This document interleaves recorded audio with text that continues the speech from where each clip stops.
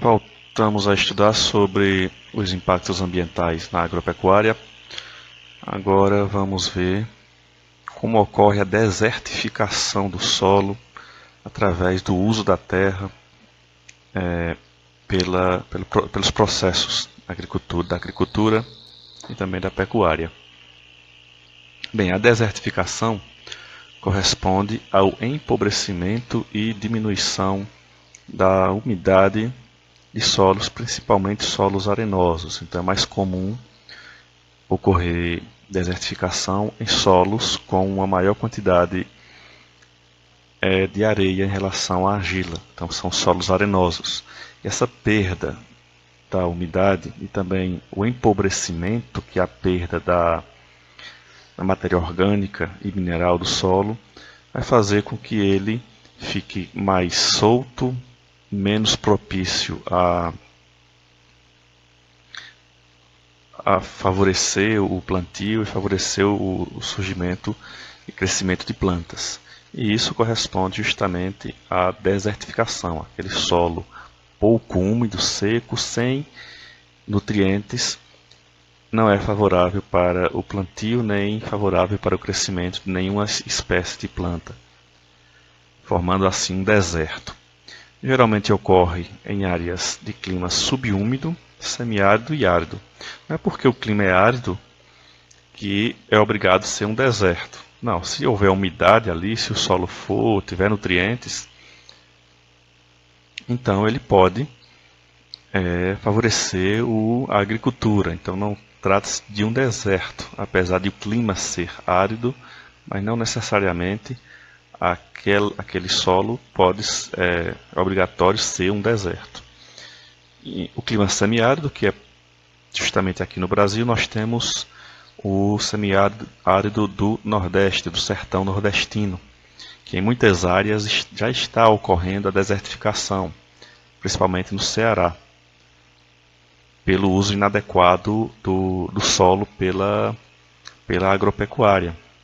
E também clima subúmido. Subúmido é aquele que nem é semiárido, nem é árido e nem é úmido.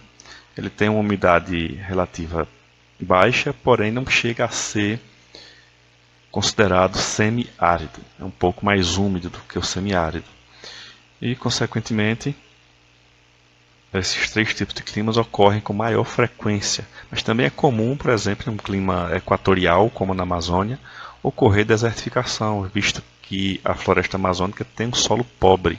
Já é pobre, quem sustenta a floresta é justamente o substrato orgânico que a própria floresta fornece, que é chamado de humus. De forma natural, a desertificação ocorre.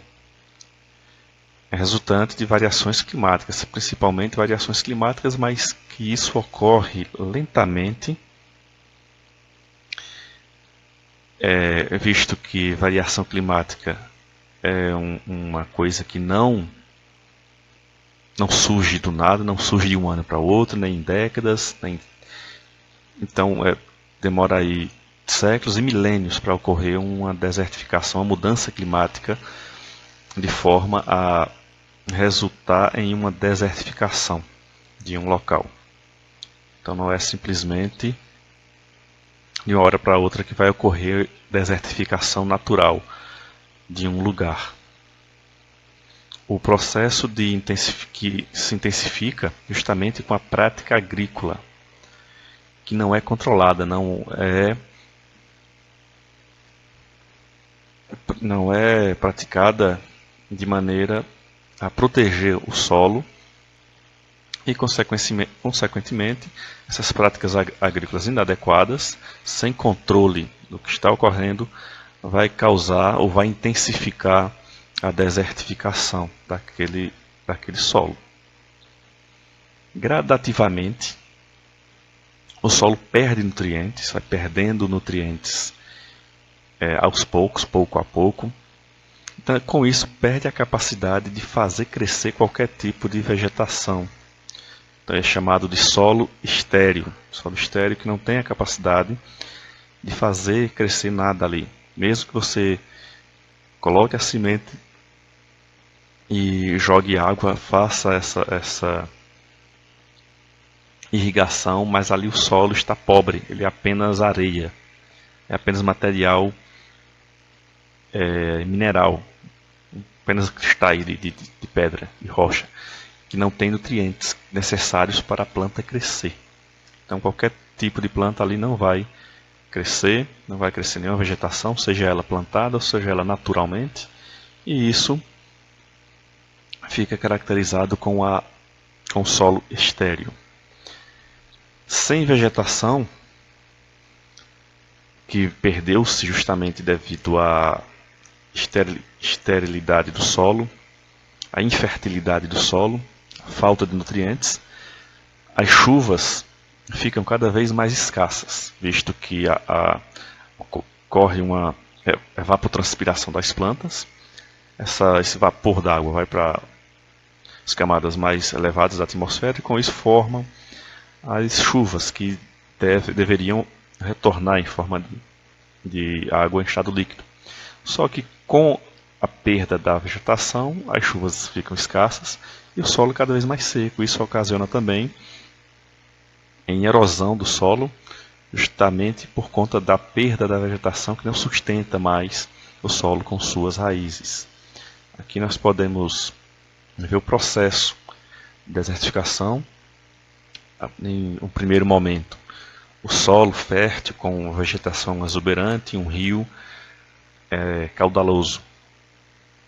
Em um segundo momento a gente vê que o solo já está perdendo nutrientes, já está ocorrendo processos erosivos nessa região aqui, isso tudo causado por essa parte do solo que foi retirada da vegetação nativa para substituir justamente por uma plantação irrigada.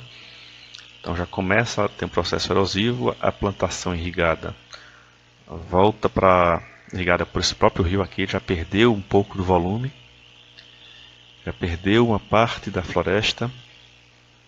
Esse solo não serve mais para plantar e aí ocupou-se o outro lado do rio, a outra margem do rio, para fazer a plantação. Com isso o processo se intensificou ainda mais. Na terceira etapa não se observa mais nenhum tipo de vegetação nativa, apenas aquelas que conseguem armazenar água. O rio perdeu a sua fluidez justamente por falta de chuvas que ficaram escassas pela falta da vegetação. Então não houve a penetração das águas da chuva no subsolo para dar origem à nascente do rio. Então o rio cada vez mais vai se extinguir. O solo todo erodido e sem vegetação nativa. Como por exemplo nós temos aqui um açude que terminou por tornar-se desertificado, houve a desertificação aqui, apenas uma poça d'água no centro. Aqui nós temos outro exemplo de parte de vegetação nativa, onde o solo ainda é um pouco fértil e locais onde não há possibilidade de haver, de florescer nem crescer nenhum tipo de vegetação, provocado também pelas queimadas que matam os nutrientes. Aqui a gente pode ver um antes e um depois, um local que antes era irrigado, local que antes era feito plantio de uma determinada cultura, ainda possuía vegetação nativa e posteriormente esse território ficou inadequado para o plantio de qualquer tipo de cultura. Então veja que depois da estrada, nessa margem dessa estrada, tem uma vegetação aqui e desse lado já não floresce nada, porque o solo perdeu a sua fertilidade, tornando-se um deserto. Agora vamos ver a salinização, que é justamente o acúmulo de sais e minerais no solo, principalmente o sal de cozinha, o cloreto de sódio. O cloreto de sódio é um sal bastante abundante no nosso planeta, e ele se acumula principalmente na água do mar, na água dos rios e, consequentemente, no solo também. A salinização ocorre em áreas de intensa evaporação e é intensificado por irrigação ou poucas chuvas. Então, geralmente, locais quentes, que têm uma grande evaporação da água, a irrigação inadequada e sem controle, visto que naquela água que é sugada do rio, ou do lago, ou do poço, ela vem com alguma salinidade, e essa salinidade, a princípio, não é imperceptível. Porém, quando se joga essa água na plantação para fazer a irrigação, evapora apenas a água e, consequentemente, o sal permanece ali no solo. E com o acúmulo de sal no solo, ele vai perdendo outros nutrientes e termina por se tornar-se inadequado para a plantação. É um processo natural, com subida dos lençóis freáticos ou avanço da água do mar. Então, ocorre naturalmente, assim como vários outros problemas ambientais. Quando ocorre o avanço da água do mar, geralmente devido a movimento tectônico, de movimento heterogêneo das placas tectônicas, isso ocorre em milhões de anos, deixando o solo salgado.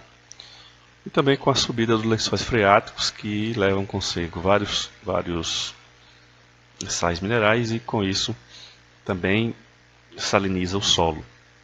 Então, a subida dos lençóis freáticos pode ser mais rápida, de acordo com a quantidade de chuvas. Isso pode ocorrer em alguns anos, e vai subindo, descendo, deixando os sais acumulando-se no solo.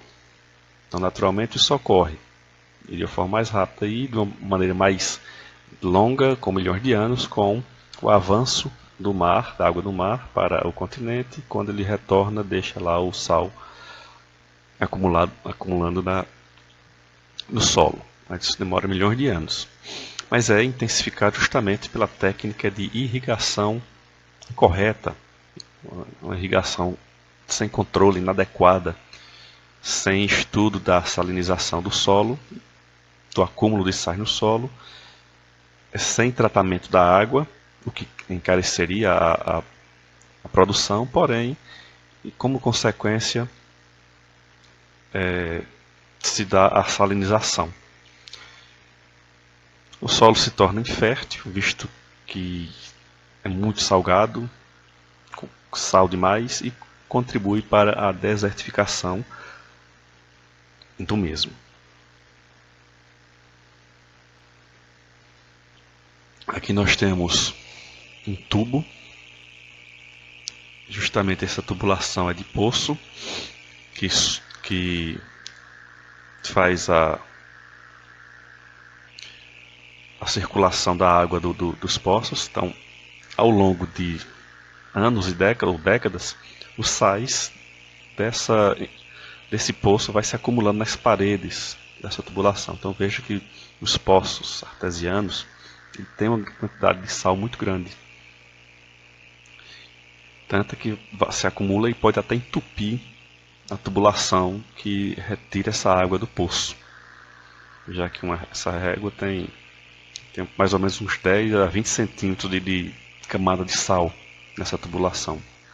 O sal fica acumulado no solo, esbranquiçido, totalmente inadequado para qualquer tipo de plantio, qualquer tipo de cultura.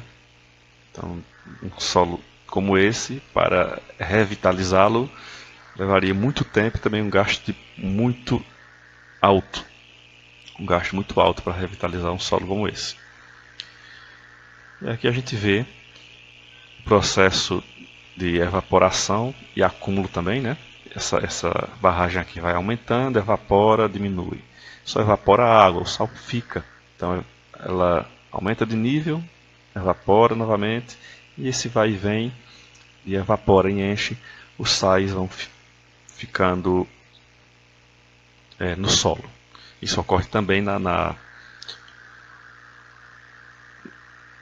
com a irrigação. Pega essa água do poço, joga na irrigação, evapora a água, o sal fica e se acumula ao longo dos anos, termina por ficar um solo inadequado, totalmente salgado.